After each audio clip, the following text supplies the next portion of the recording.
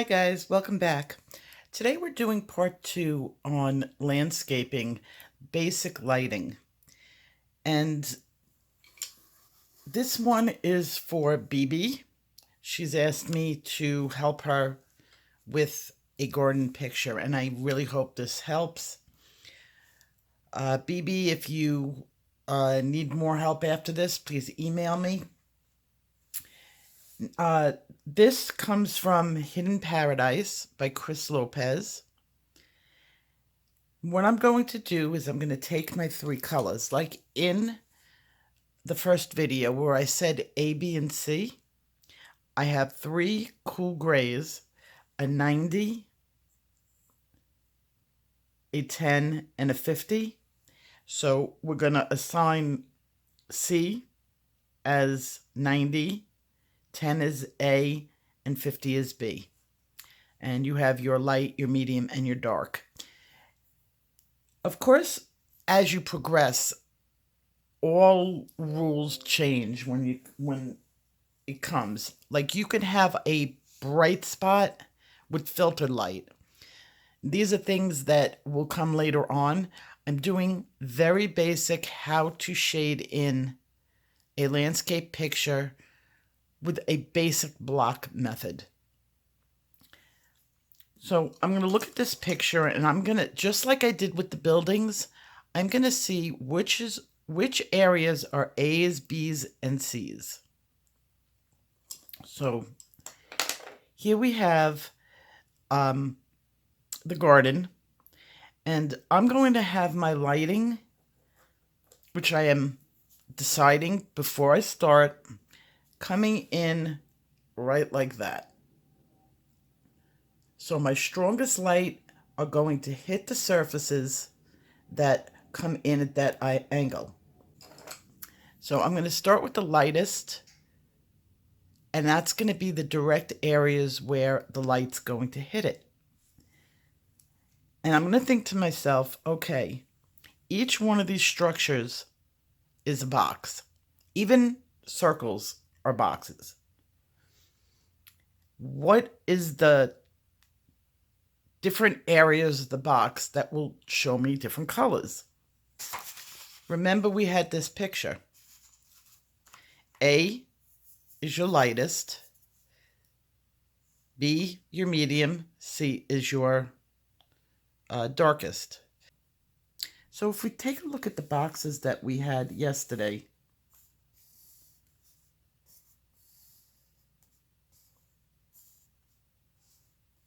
okay, my lightest color, if we're coming in with the sun coming this way, is going to be where the light hit it, and it's going to be here. And that's going to be A. Now we're going to look at B. Now we're going to look at B, which is my mid-range, my 50%, and that's going to be at the top.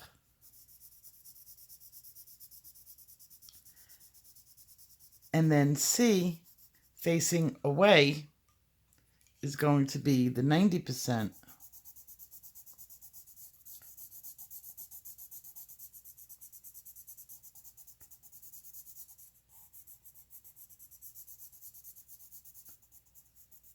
So we have C and we have B. And this is going to be my lighting diagram. And I do suggest you make one of these when you do decide to do this. And just to keep as a reference, it's a reference on a reference. So this is not an original. I'm not using this to create the picture. I'm using this to give myself a visual guide while I'm doing the picture. So I'm going to take a look at everything that would have been A's. Okay? Everything that's going to hit the light directly, going like that, and here you would have an A. Now, I'm not including color in this picture. You will include color, okay?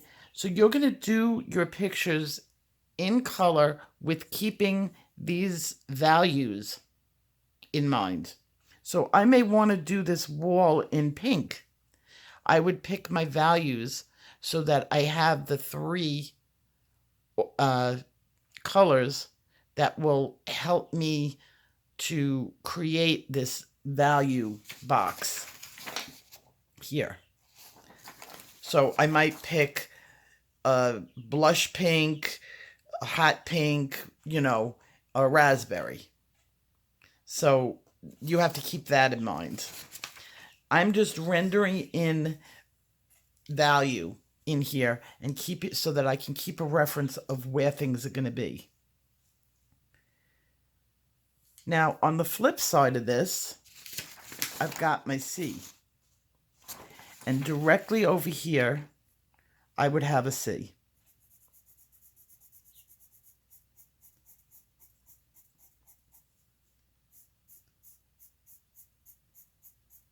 Now, coming from a perspective, there's not going to be many B's because you're not looking straight down. So sometimes you're only going to have a light and dark. Same thing comes in over here. Where's my light? My lighting source is coming in right here. And I'm going to just block that in as my lightest tone.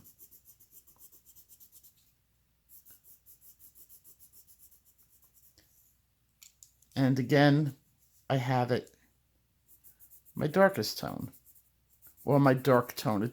Not the darkest. And remember, never do your values using black.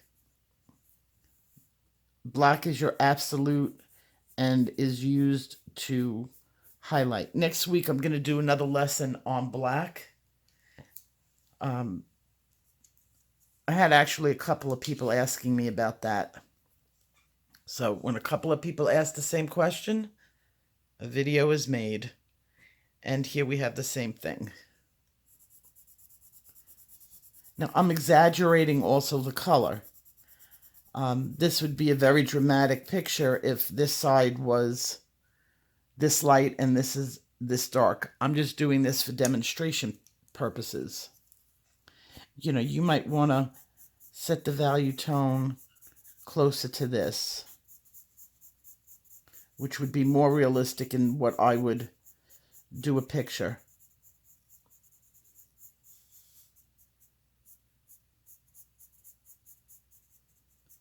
Okay, which is a big tonal difference than this. So I would follow this entire picture. Take a look at over here. We have an A, which would be right here. It's hitting the sun at the same angle. We have a B over here, or actually a C, sorry. And again, I would modify my tone that it doesn't have to be this dark.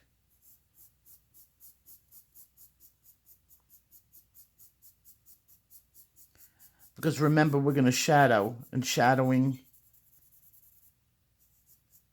takes it even more into the darker tone. So don't do it dark, dark, dark. Pick lighter shades. Okay, now this is going to look like, well, what do you do with the round objects? Well, we have a rounder objects here. This would be considered a cylinder. Cylinders always have a light line that goes up and down. So watch what I can do with this. I could take like a B because I could see the top. So I might color in the B. This is going around, so it's going to be a little bit darker, but not ultra dark.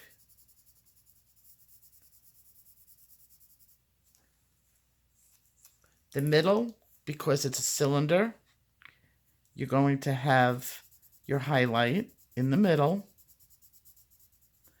And I would aid this with a little white. And then as it wraps around, I would go to my darker shades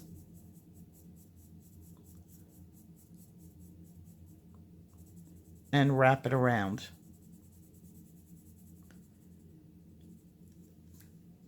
I'm going to blend it up.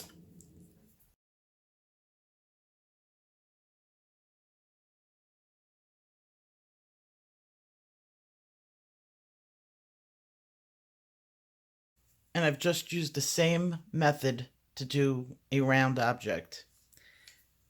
We would have the same thing with the rounder objects found, say, on top of here. We have my light coming in. It's going to strike this area, and there's going to be a highlight there. And then if I work it out,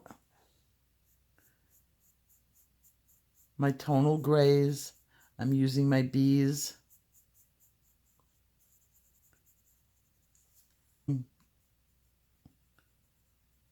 Over to that side, I got my darkest tone. And then I would just blend it up.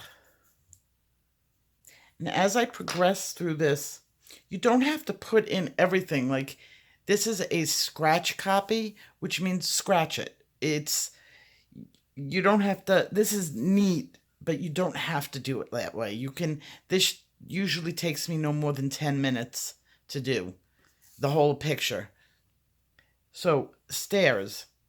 How can we develop stairs? Well, even though the light is coming down here, this way, I'm going to really use the light up here and on the side because it's directly hitting.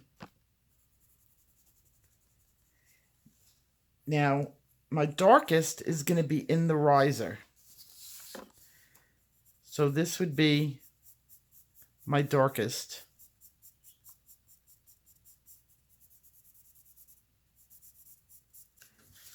And then I would value the top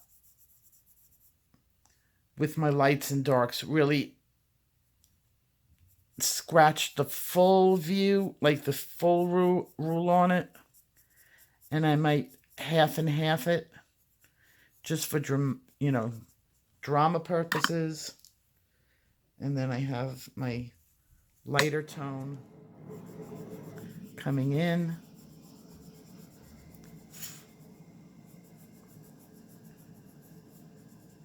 Just so that it hits properly.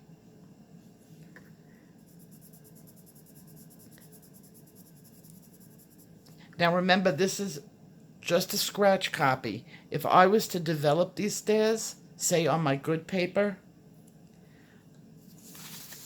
my tones would be much more defined.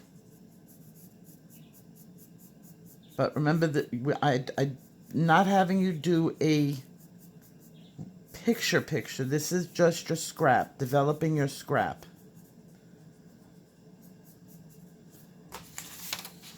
And then where I would have my lighter tones as the sun is hitting, lighten it up, put your highlight in.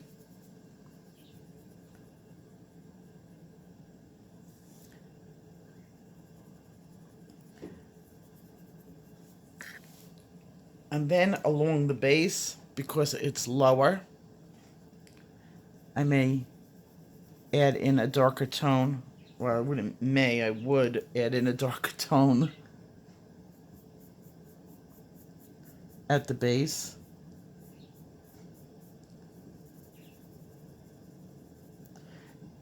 Remember those arrows? I've got an arrow there.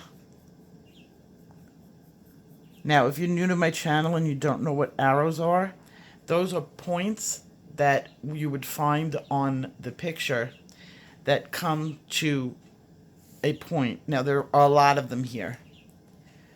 And you have to sort of, to yourself, break the defining rule of where you're going to put your darks, because they are arrows. They're no-brainers. They just are. An arrow would be found right here, over here, up there. Just because two objects are coming together, they're always going to be heavy into the shadow, because it would be shadowed on both sides. My arrow would end up here, here. And they don't have to be too dark, but they have to be darker. I have arrows here.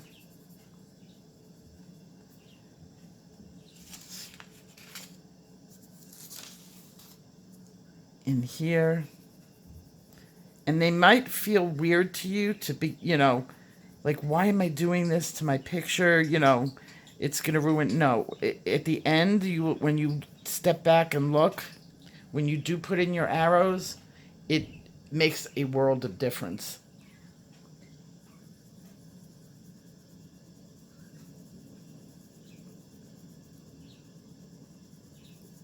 And you blend them in. And now, I wouldn't put arrows on a scrap copy. It's just a waste. I automatically do them as I do a picture. Now, this is a good area to talk about. You'd have the light coming in directly like this, but because it is an archway and it's going back into the picture, it's really not going to hit the light hard. So on this, I may do up here as the darkest, because what do you see? You see an arrow.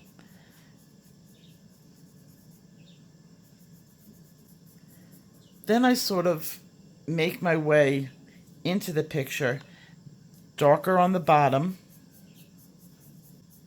and I'm still thinking in the same method, but I'm sort of like changing the way I'm viewing it, because the light is hitting here the same way it hit here. We'd have light coming in over here. I would probably go in with a B towards the back, because we're doing a long area, and just the way the light would strike it so that it doesn't bend it. If you would do just a gradient going inward like that, you would kind of have like it look like it was bending. So it would be treated like a cylinder, and you'd have to have your highlight going down straight. Okay, I probably took that down too much. That's what erasers are for. I'm going to take it up a tone. But this is even way more developed than I would a scrap copy. I would never even get into this. The way I would do this, if I was using this as the scrap copy, my lines and stuff, my darks, my lights, would just look like this would be a shadow.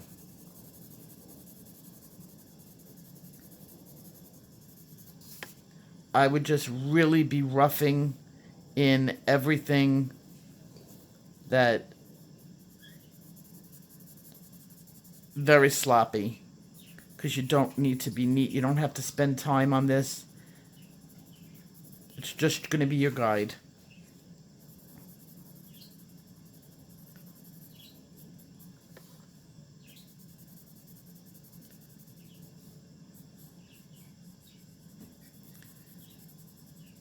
Just a little bit of a reminder. So on here,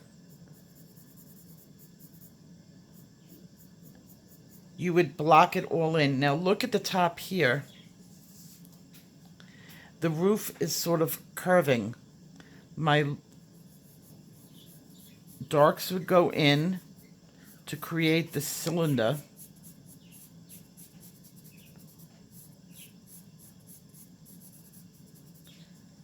And then my light coming right in would be right in the middle where my highlight would be. Same thing as the box. And there you would have that. So if you keep doing this, you'll see it will develop.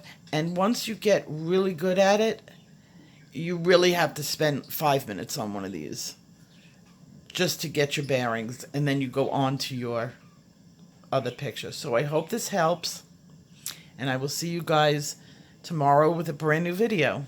Bye-bye.